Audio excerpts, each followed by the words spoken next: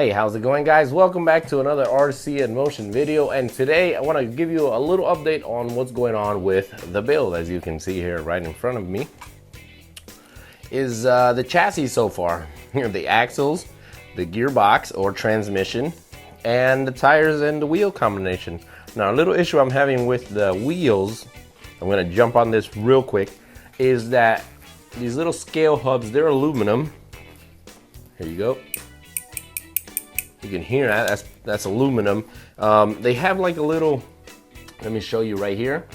They have a little rubber seal that's supposed to pop in, but for some reason they're real tough to actually pop inside. But as far as the build goes, I want to give you guys an update on how it went, what to look for, and so far difficulty level. Now the instruction manual is laid out really well in pictures and details on what screw goes where, but when it comes down to bag number or bag letter, like in other kits such as Axial, RC4 wheel drive, any other kits as well, they usually have the bag name, bag letter, and the number or the screw set inside and the size of the screw on the baggie. In this case, it does not have that, and finding the screws was a bit tedious. As you can see, I still have screws here left over that I'm pretty sure they're just leftover screws, and they might be screws as well for the receiver box, which is here, and the scale accessories such as the fuel cells. Now, with all this, you would have to actually paint it.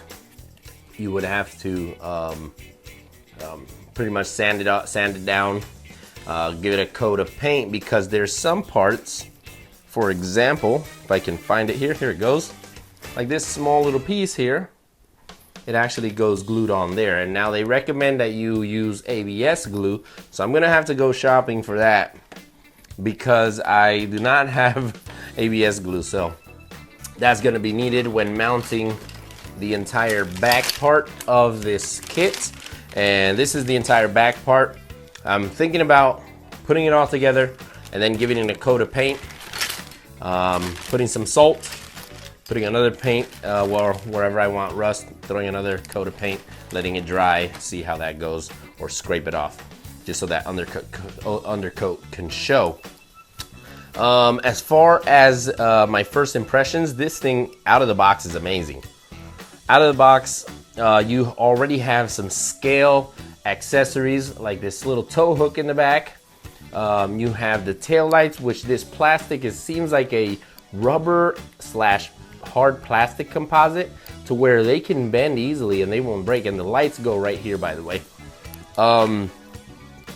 As far as scale, those leaf springs, you can't get any more scale than that. Wheel hubs and wheels are super scale. As well as the receiver box. This thing is freaking, it's an engine. It's freaking amazing. So that's cool. That's cool right there, scale points wise. These little fuel cells go here on the side. Let me show you how they go. They go with 4 screws taken underneath, and it sits on a nice little aluminum mount. As far as building it, you want to have in mind already, before you actually start building the kit, which electronics you want installed, because right out of the box, once you install every component and part in it, it's going to be a little difficult to try and take out that servo mount, for example. So you'd have to take out this whole axle just to take out the servo. Or you have a second option where you can just take out this plastic bar and just take out the 4 bolts that hold the servo. Now that's cool and everything. As far as accessibility, there's certain parts where they're not really accessible, so you would have to make sure the parts and the components, ESCs, the servos you want to run on this kit are pre-installed. Shocks, you can go with any other options as far as shocks, because these shocks are small. Something like the RC4 wheel drive 95, I'm sorry, the G-Made 95 or 85 millimeters would not be an option, because these shock mounts sit fairly low unless you install a bigger shock mount, but I'm pretty sure they sit low because of the body. You don't want to interfere with that. So I would have to measure these, and I have my calipers here. I believe they should be, let's see, from there to there. Let's see, so they're about 58 to 60 millimeters. So within that ball range, you should be fine if you want to upgrade the shocks. But the shocks seem really good out the box. They're internal springs. They have a little bit of oil, not too much, because we want to keep the scaleness of this truck. The transmission is 2-speed. That has already been installed right here. Kind of a little wonky setup, but you can adjust the tension with this little nut here, and you should be good. Now, as far as the tires, my God, I can't compare any tires that I bought. Probably the Pitbull. I think those are. Oh man, I can't remember. They're over here. Give me a second. The Pitbull Mad Beast. That's what they're called.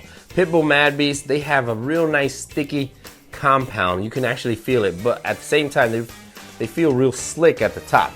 Now this one has the same feel. These tires, let me see if you can, it moves the whole table, and all I'm doing is just putting slight pressure. That's how sticky they are. Look at this. I'm moving my entire table just by moving the tips of my fingers. That's how sticky these tires are out the box. They have so much stickiness, and on top they're real soft, you know? So they make for a real nice crawl. To be an imitation of a RC four-wheel drive, they are really sticky. Right out the box, you can feel they have a lot of grip.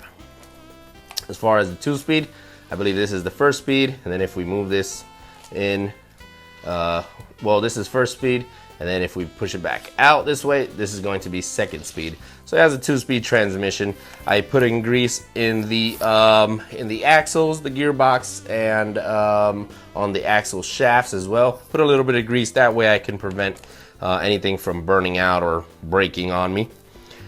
Now all that's left is the plastic parts, all of the scale details that I am going to take my time, as well as the cab, because this takes a lot of time. I have to wire up the entire truck. The entire truck has to be wired. The lighting. It also includes a speaker for the sound kit, which was not included. The sound kit, you can purchase that separately, but they do include the speaker. So that's a whole new episode that I would have to try to finish, but I'm going to take my time because I want to give it a nice little rust weathered look, and for that I might need to take out some components from here that are already installed to give them some weathered look. As far as quality, I would rate this as close as an RC four-wheel drive, and I have one right here. You guys can see it here. This is the Toyota Trailfinder, the Hilux, and I can compare this to that pretty much. I mean the quality and the grade of every single part is top notch. They might seem a little cheesy and kind of like fake, but I guarantee you they are not fake, and it holds up to its name, in my opinion.